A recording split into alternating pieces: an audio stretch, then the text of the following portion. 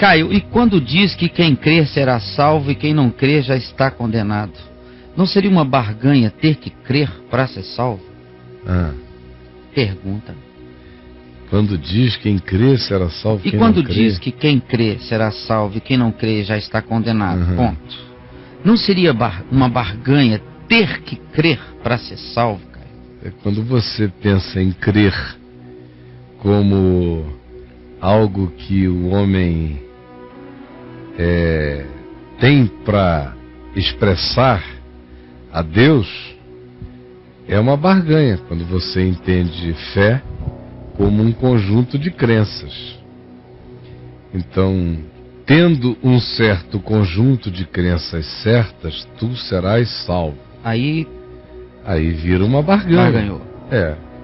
Agora, a natureza da fé, conquanto todos nós saibamos, e hoje aqui eu preguei sobre o perigo de você colocar sua crença no engano, no equívoco, especialmente quando ali não é fé. No espiritismo kardecista não existe salvação pela fé. Existe crença num sistema. Sim, sistema. Num sistema. Em alguns outros lugares, o que se chama de fé também é crença no sistema. Se a gente for pensar em fé como sistema, então praticamente ninguém foi salvo, porque muito pouca gente viu com os mesmos olhos as mesmas coisas. Por exemplo, Abraão é o pai da fé.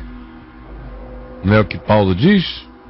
Nosso pai Abraão tornou-se o pai da fé, porque creu sem justiça própria alguma, creu em Deus, isso lhe foi imputado para a justiça. Pois bem, esse Abraão tinha uma fé muito diferente da minha, em muitos aspectos. Ela não era diferente da essência.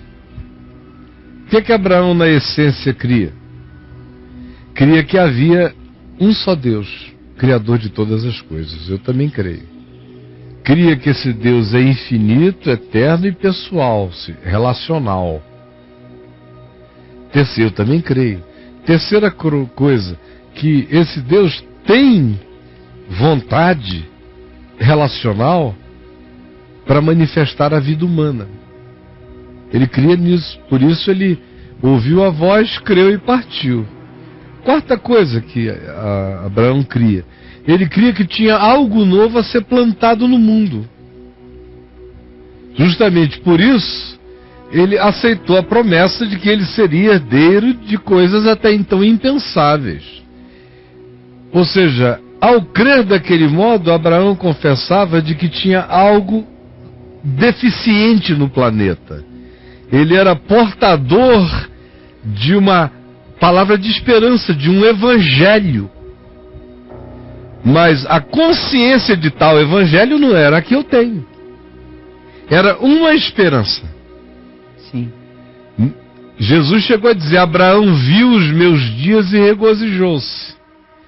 Ele teve lampejos simbólicos, arquetípicos acerca de Jesus, e também teve manifestação do Cristo eterno antes da encarnação do Jesus histórico, que é aquele anjo do Senhor, que eu já expliquei diversas vezes, que se manifesta no Velho Testamento e que se manifestou a Abraão diversas vezes, que aceita a adoração, aceitava, era tratado como Deus e não fazia como os anjos, que diziam: não sou, para com isso.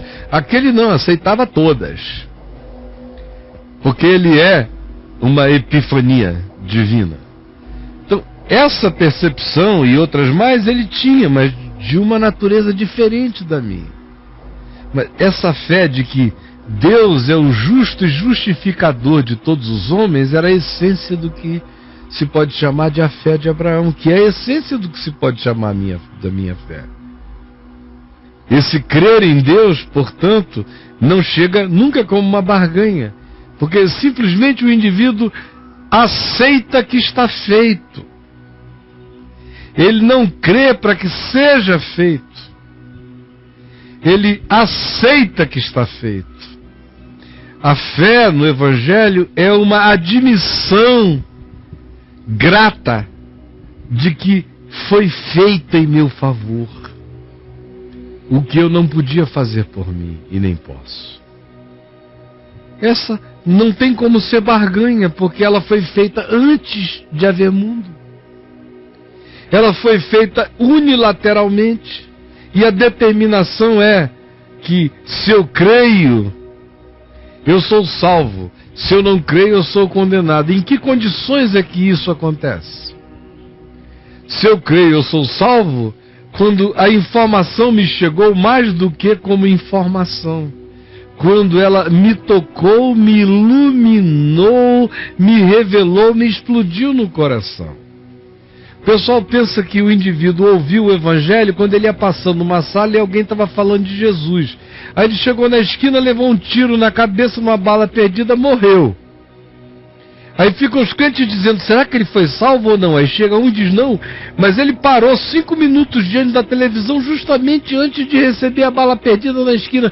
Vai ver que ele creu, deve estar no céu. Aí o outro diz, mas não, ele não estava nem prestando atenção naquilo, ele estava espremendo as espinhas.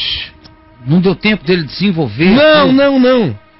Isso é cabecinha de crente, de ameba, não é? Aí ficam assim nessa história. Não, tinha uma enfermeira no hospital que falou com ele antes dele morrer. Ele ainda até levantou o dedo assim, moribundamente. Ele levantou o dedo. Ele disse assim, ó, tá aqui. Aí, viu Jesus? Tá aqui. Entendeu? Cabecinha de crente.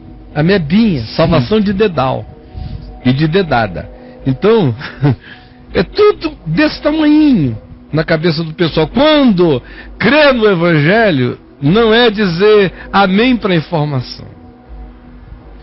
Crer no Evangelho é viver pela palavra. Isso é crer. Como diz Tiago, a fé sem obras é morta. É viver pelo Evangelho. Isso é crer. O indivíduo que foi explodido na consciência pela realidade do Evangelho e disse sim a ela, esse creu. O outro recebeu o mesmo impacto, não foi uma informação. O Evangelho só vira Evangelho quando ele transcende a informação e ele chega ao coração como uma provocação para a vida. Que se eu acolher me salva e que se eu rejeitar me condena, porque conscientemente eu não quis.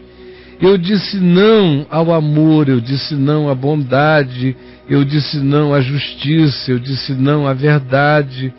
Porque o Evangelho é amor, verdade, justiça, perdão, bondade, graça, misericórdia, mesmo quando o indivíduo não ouviu falar ainda do nome de Jesus. Aonde quer que tenha chegado para ele, no coração dele, a certeza de que a vida de Deus, a vida para ser vivida como humano no planeta, é uma vida marcada pelo amor, pela misericórdia, pela compaixão, pela justiça, pela fidelidade, pela bondade, pela longanimidade, pela sinceridade, pela solidariedade. Mesmo que o indivíduo não tenha ouvido falar do nome de Jesus, se ele creu nisso e ele vive por meio disso, é o Evangelho que ele pratica, é no Evangelho que ele crê.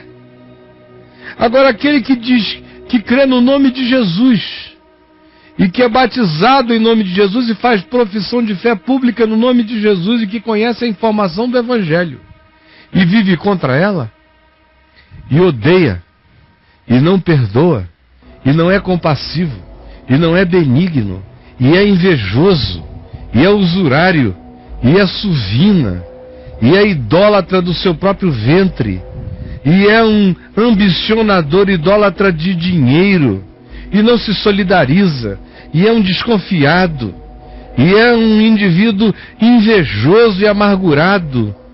Em que esse indivíduo creu? Que evangelho entrou nele? O nome de Jesus significa o quê? Se é pronunciado por essa boca e não muda nada no coração, Por isso é que Paulo disse: com a tua boca tu confessares a Jesus como Senhor e no teu coração tu creres, tu serás salvo, porque quando eu creio com o coração eu vivo. Não é possível que o coração creia e a vida não viva. É possível que a boca confesse e a viva não viva, mas quando o coração crê, a vida vive o que o coração professa. É como estado diarreico, estado de paixão. Sim. Creu com o coração vive. Então isso é crer, e isso é não crer. Então o que ele chama de crer é diferente do que eu chamo crer e do que eu chamo não crer. O que ele chama crer é aquele cara, ele está naquela, ele levantou a mão, botou o dedinho, estava em estado de coma, mas piscou para a enfermeira, disse assim, então tá salvo. Entendeu como é que é? Ele tá, eu estou numa outra, totalmente diferente. A do Evangelho é uma outra. Porque eu não posso ler o Evangelho com os códigos da Igreja Assembleia de Deus. Eu tenho que ler o Evangelho tendo Jesus como chave hermenêutica. Eu leio o Evangelho tendo Paulo como chave, como contribuidor interpretativo. Pedro, o todo da palavra e, sobretudo, a pedra de esquina, que é Jesus, que é a minha chave interpretativa, que abre todos os tesouros da sabedoria e do conhecimento do Evangelho. Como é que eu vejo Jesus tratando quem crê e quem não crê? O que é que Jesus chamou de crer e não crer na relação com os homens? Essa é a pergunta que ele tem que fazer. Porque aí ele acaba com o pressuposto dele, porque hoje ele está me perguntando baseado no pressuposto religioso que ele tem do significado de crer em Jesus e não crer em Jesus. Aí quem virou evangélico está salvo, quem não virou evangélico está perdido. Acabou.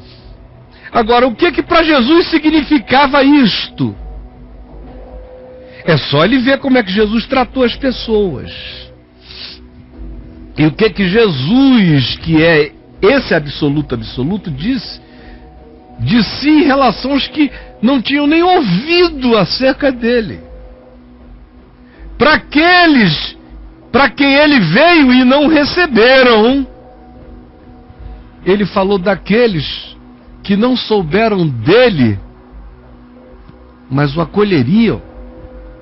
E o acolhiam de um modo estranho, muito mais profundo do que os que sabiam dele, e o rejeitavam, explícita e esquisitamente, com medo de perder lugar, posições, poderes, importâncias, de ter que reescrever toda a sua Bíblia, toda a sua doutrina, todo o seu compêndio, que Jesus acabava com o mundo deles, eles não queriam aceitar o mundo de Deus para eles. Então vamos matar. Era assim como é hoje. Então ele tem que me dizer, ele tem que saber que o que ele pensa sobre crer em Jesus e não crer em Jesus é provavelmente, com certeza, tudo que Jesus não chamava de crer em mim e não crer em mim. E o público que ele chama do público de Jesus é provavelmente o público que Jesus denuncia no Evangelho. Enquanto diz, em verdade vos digo, a esses que ele chama de os que creem, que esse irmão chama de os que creem, não Jesus, diz a esses, em verdade eu vos digo que muitas meretrizes, putas mesmo, né? Sim, vos precedem no reino dos céus. Vocês que são os filhos do reino, os que creem, vão ficar batendo nessa porta e não vão entrar. E esse pessoal já está dentro. Porque virão muitos do norte, do sul, do leste, do oeste, do oriente, de lugares impensáveis, e tomarão lugar à mesa. Gente que nem tinha sabido da informação. Mas por quê? Não souberam da informação com o cartório dos 4 evangelhos, mas de algum modo creram que bem-aventurados são os humildes de espírito. Então deles é o reino dos céus. É simples assim. Creram que bem-aventurados são os mansos, porque eles herdam naturalmente as coisas pelas quais não brigam nos céus e na terra. bem-aventurados são os pacificadores. Não porque eles são evangélicos, é porque o cara disse, não, o projeto de felicidade da minha vida é fazer ponte entre as pessoas, é não permitir que a maldade cresça, nem que a mentira prevaleça. Esse é um filho de Deus. Aquele que tem fome e sede de justiça para o outro, para o próximo. Esse vai ser farto da graça, da justiça e da bondade de Deus na vida dele. Esse que olha com um olhar limpo para a vida, que prefere se alegrar com a verdade ao invés de se alegrar com a injustiça, que prefere crer em segundas chances e oportunidades, que perdoa sempre, mesmo quando pedagogiza o perdão com disciplinas, com verdade, mas perdoou já a priori e não guardará no coração nenhuma ira que se ponha, que se deite na sua alma com o pôr do sol. Esse que mantém o coração limpo de sentimentos perversos e o olhar e a interpretação, e que foge dos juízos finais, e que teme e treme ante as condenações, e que torce sempre para que a misericórdia prevaleça sobre o juízo e para que o amor de Deus vença a ignorância e a estupidez humana. Esses que têm esse olhar limpo veem a Deus e verão a Deus em qualquer lugar do mundo. Sempre viram, e sempre foi o Espírito Santo que produziu isso. Antes de Jesus se encarnar, depois de Jesus se encarnar, em qualquer lugar do universo, aonde quer que essa mutação aconteça, foi o Espírito Santo que gerou. Essa é uma outra coisa que crente não admite, é que o Espírito Santo sopra onde quer, sem presença de crente, especialmente para não atrapalhar. Ele sopra onde quer. Então todo indivíduo que chega e diz, eu quero ser sal da terra, eu quero dar gosto à vida, é de Deus. Que chega e diz, não, eu não estou aqui para trazer consolações mentirosas, mas para ser um espelho de toda a verdade que eu perceber, eu quero vivê-la, eu quero encarná-la, e eu sei que tudo quanto diz respeito à prática do amor, praticado com sinceridade, é verdade. Assim farei, esteja ele onde estiver. João diz, todo aquele que ama é nascido de Deus. Estranhamente, conhece a Deus, porque Deus é amor. Só que o que eu estou dizendo aqui, eu podia sair dizendo, para não sair de Mateus 5 a 7, estas minhas palavras, os fundamentos que Jesus disse, para nem sair disso, eu ia ficar o resto do dia aqui. Isso aqui é tudo que importa. Tudo mais é comentário. Tudo que Paulo diz, enchei-vos de Cristo, ficai cheios do Espírito Santo, tudo isso é para o cara ficar assim. Não é uma outra revelação, não é a mesma. Ele só está dizendo para você, você que ouviu isso, que obteve a informação e não está usufruindo, saiba, isso só vai se tornar verdade se deixar de ser uma informação e virar uma formação no seu caráter. Isso vai ser equivalente a Cristo crescer em você. Só que agora, isso é um privilégio maior porque você conheceu a informação do Evangelho. Por exemplo, o meu avô viveu o Evangelho quase sem informação nenhuma do Evangelho. Meu pai viveu o Evangelho com uma informação crescente e maravilhosa do Evangelho. Quem usufruiu mais na terra o que viveu? Aparentemente meu pai, que chegou a ser arrebatado ao terceiro céu, porque tinha consciência e fé do significado operativo do Evangelho na vida dele, enquanto o pai dele carregava o caráter do Evangelho e viveu a vida de um bem-aventurado, mas sem as informações que meu pai tinha. E tantos outros pelo mundo afora, de modo que o melhor é eu ter a informação, de modo que eu possa confessá-la com a boca para outros, crer no coração para vivê-la para mim, aí eu encarno com consciência e me torno um Jesus consciente de quem eu sou na terra. Agora, não é por causa disso que não há Jesuses não conscientes de si mesmos na terra, espalhados por aí. Como também há aqueles Jesuses que não são os expressadores desse caráter benigno do Evangelho, descrito aqui em Mateus 5, de 5 a 7, né? Bem-aventuranças em diante, e que são Jesuses pela fraqueza, como ele disse, como Jesus ensinou. São Jesuses pela doença na qual estão.